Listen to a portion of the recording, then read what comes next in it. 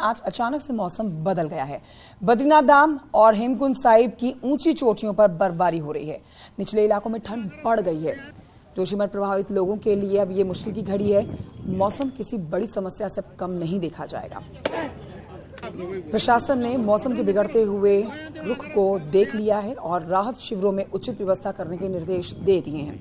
बिजली पानी की व्यवस्थाएं ठीक करने के निर्देश दिए गए हैं। चमोली के जिलाधिकारी ने इस पर आदेश जारी किए।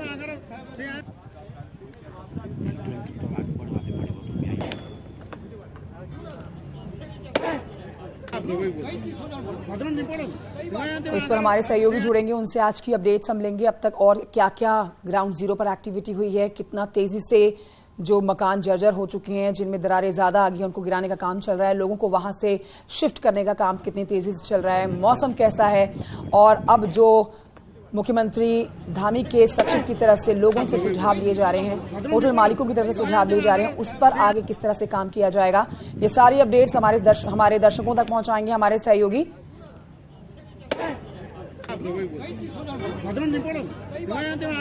जिस पर इस समय हमारे साथ जोशीमठ से चांदनी वर्मा जुड़ चुकी हैं, साथ ही जोशीमठ से मेरे सहयोगी सुनील नप्रभात भी इस समय मौजूद है।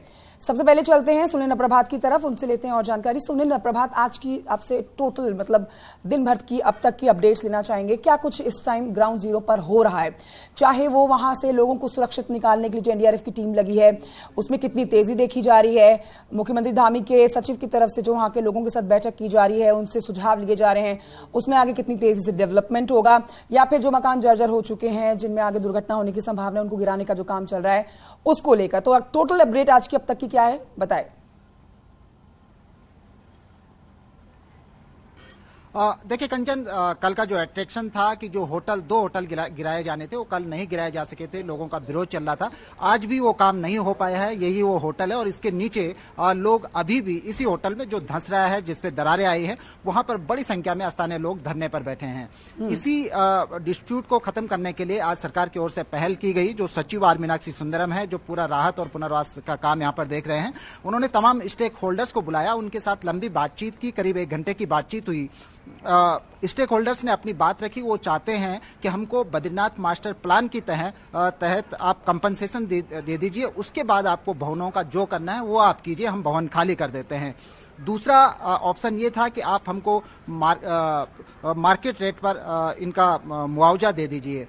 सरकार का कहना है कि जो बद्रीनाथ मास्टर प्लान है उसके तहत कंपनसेशन नहीं दिया जा सकता, क्योंकि बद्रीनाथ मास्टर प्लान सरकार की जरूरत थी। सरकार ने उन तमाम स्टेक होल्डर्स को, ताकि वो अपने जमीनें छोड़ दे, उनको मार्केट रेट से 6 गुना ज्यादा पर उनको कंपनसेट किया था। लिहाजा वो यहाँ पर नहीं हो सकती क्योंकि ये डिजास्टर है। तो सरकार का कहना था कि आप मार्केट रेट पर सरकार देने को तैयार है आपको कंपनसेशन, यानी कि मार्केट में जो आपका घर है, जमीन है, जितनी इसकी कीमत है उतनी सरकार देना चाहती है। इस बात पर सहमति बनती, लेकिन जो प्रभावित हैं उनका कहना था कि आप बताएं कि मार्केट रेट है क्या। यहाँ पर कोई अपनी जमीन को 2000 रुपए फीट में बेचता है, तो कहीं कहीं जमीनें को भाव 30-30 लाख तक लोगों ने किए हैं, यानी कि कोई एक फिक्स आंकलन नहीं है। सरकार के पास भी इसका कोई डेटा नहीं है कि मार्केट वैल्यू क्या हो। तो ये मामला डिस्प्यूटेड रहा यहीं पर, और उसके बाद ये मीटिंग समाप्त हुई। लेकिन सरकार ने कहा कि जो लोग अलग अलग सुझाव दे रहे हैं, लोगों का कहना था कि कुछ चाहते हैं कि हमको हमारा पुनर्वास कर दिया जाए, कुछ चाहते हैं हमको जमीन दे दी जाए, कुछ चाहते हैं कि हमको लोग मिलेंगे उनके अपने अपने सुझाव होंगे। अब उस पर एक मत कैसे बनता है, ये सरकार के लिए आने वाले समय में और बड़ी चुनौती हो जाएगा। देखेंगे किस तरह से इस परेशानी से निपटा जाता है। लौटते हैं आपके पास, चांदनी के पास चलेंगे। चांदनी के साथ कुछ लोग भी इस समय खड़े हैं। चांदनी से मौसम पर अपडेट जरूर लेना चाहेंगे। चांदनी, अब देखिए एक तरफ यहाँ संकट जो बढ़ता जा रहा है, हर घड़ी हर पल जोशीमठ में संकट गहरा रहा है और लोग संकट इस डर की जद में यहां पर रहने को मजबूर है। लेकिन ऐसे पर अब मौसम की दोहरी मार पड़ने जा रही है। मौसम विभाग ने जो अलर्ट जारी किया था उसके मुताबिक अभी खबरें आ रही हैं कि हल्की बूंदाबांदी भी शुरू हो गई और ठंड भी बढ़ गई है। तो अब यहां पर परेशानियां डबल हो चुकी हैं। बिल्कुल कंचन, यहाँ पे परेशानियां जो है वो डबल हो चुकी हैं। जहाँ एक तरफ जोशीमठ के लोगों के सामने हाल बेहाल वाली स्थिति नजर आ रही है, वहीं दूसरी तरफ मौसम की मार भी झेलनी पड़ रही है।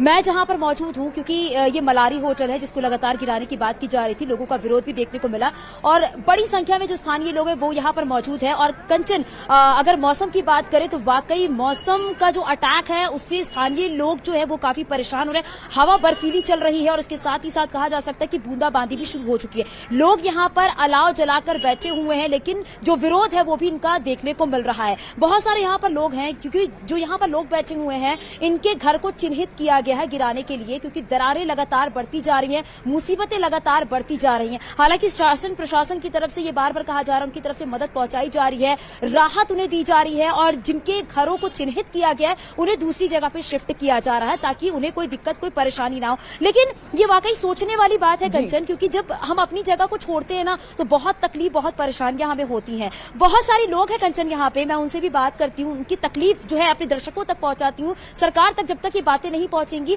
तो लोगों को ये लग रहा है कि इनकी बातें सरकार तक नहीं पहुंच पा रही है, लेकिन इनकी बातें लगातार सरकार तक पहुंच रही है और इसीलिए सरकार की तरफ से ये मदद जो है उनको पहुंचाई जा रही है। यहाँ पे बहुत सारे लोग हैं, उनसे बात करते हैं। क्या नाम है आपका? मेरा शशि देवी। आप जोशीमठ से ही हैं? हाँ जी। कब से रह रही हैं आप यहाँ पर? हो गए हमको 30 साल। कब से? 30 साल। अच्छा, 30 साल से आप रह रही हैं। अभी आप बता रही थी कि आपके घर पे भी मतलब दरारें बहुत सारी आ रही हैं। बहुत ज्यादा, बहुत टाइल्स अपने आप गिरे जा रही, पत्थर अपने आप छूटते जा रहे, लेकिन कोई। अच्छा, कितने टाइम से मतलब ये दरारें आपको देखने को मिल रही हैं? 2 तारीख से। 2 तारीख से, मतलब 2 तारीख से लगातार दरारें बढ़ती जा रही हैं। अच्छा, और ये भी है कि आपके जो और भी लोग हैं परिवार में हैं उनको दूसरी जगह शिफ्ट भी किया गया है? हाँ, शिफ्ट किया है। यहाँ पे ये क्या है, ये सैफ अली होटल। अच्छा, देखिए यहाँ पर ये भी है कि सरकार की तरफ से गुरुद्वारा जो है, जो बहुत सारे स्कूल है, यहाँ पर जो जगह स्पेस है वहाँ पर लोगों को शिफ्ट किया जा रहा है। साथ ही साथ राहत सामग्री भी पहुंचाई जा रही है, क्योंकि वाकई एक बहुत बड़ी चुनौती जो है वो प्रशासन के सामने तो है ही, क्योंकि दरारें तो बढ़ती जा रही है, भूधसाव तो होते ही जा रहा है, लेकिन एक बड़ी चुनौती ये बहुत हो गई है क्योंकि मौसम खराब भी है और ये भी कहा जा रहा है 3 दिन तक मौसम ऐसे रह सकता है, बारिश भी हो सकती है, बूंदाबांदी भी हो सकती है। उसके लिए बिल्कुल चांदनी, और ये खराब मौसम का ही नतीजा है कि देखिए हमारे एक एंकर जो वहां से इस समय जानकारी दे रही थी उनका कैमरा भी इस समय फ्रीज हो गया, क्योंकि मौसम तेजी से बदला है और मौसम ज्यादा सर्द होने के साथ साथ अब वहां पर बारिश, बूंदाबांदी भी शुरू हो गई है। बहरहाल अपने दर्शकों को यहाँ पर एक चीज साफ कर देते हैं कि यहाँ पर सरकार की तरफ से उन मकानों को चिन्हित किया जा रहा है जिन मकानों की दरारें जो है वो गहरी होती जा रही हैं, जिनके खुद ही गिरने का खतरा ज्यादा बढ़ गया है और इन लोगों को वहां से सुरक्षित निकालने की ही सरकार की प्राथमिकता है। सुनील नप्रभात लगातार हमारे साथ बने हुए हैं, उनसे ले लेते हैं जानकारी। सुनील नप्रभात, हम देख रहे हैं कि दरार जो घरों में आ रही है उनकी गहरे होने का सिलसिला बढ़ रहा है, घरों पर दरार आने का सिलसिला बढ़ रहा है, लेकिन उन लोगों को, उन परिवारों को उस जगह से सुरक्षित निकालने की जो रफ्तार है वो अभी भी धीमी है। तो इसके पीछे की वजह क्या बताई जा रही है? लोग खुद ही अपने घरों को नहीं छोड़ रहे हैं। हम समझ सकते हैं कि मुश्किल की घड़ी है, बहुत भावुक पल है, आंखें नम कर देने वाला पल है ऐसे लोगों के लिए अपने घरों को छोड़ना, लेकिन बाहर निकालना ही सरकार की प्राथमिकता है। तो धीमी गति क्यों है, इस पर क्या जानकारी सरकार की तरफ से दी जा रही है? बिल्कुल कंचन, इस पर भी हम बातचीत करेंगे, लेकिन उससे पहले आपको एक इस पूरी डिजास्टर का एक भावुक पहलू ये भी है कि लोग बहुत दूर दूर से यहाँ पर अपने लोगों को मिलने पहुंच रहे हैं। मेरे साथ दरबान नैथवाल हैं जो इस घाटी में लोक गायक भी के नाम से प्रसिद्ध हैं, तो साथ साथ प्रकृति प्रेमी भी हैं। नीतीमाणा से यहाँ पहुंचे हैं। नैथवाल जी, आपने रैणी की आपदा को भी बहुत करीब से देखा, पूरे चमोली को आपने बहुत करीब से देखा है। एक लोक गायक होने के नाते मन में क्या उठ रहा है, किस तरह इन शब्दों को आप? मैं तो यही कहूंगा भगवान बद्री विशाल से, नरसिंह भगवान से कि जोशीमठ की रक्षा हो। हमने सबक नहीं लिया 2013 से, इतनी बड़ी आपदा आई थी 2013 में। फिर आप अपने गीत के माध्यम से कुछ धन धन सरकार देख तेरा बॉर्डर मां, दिन का दिन कन उन्नति होने लागे। धन धन सरकार देख तेरा बॉर्डर मां, दिन का दिन कन उन्नति होने लागे।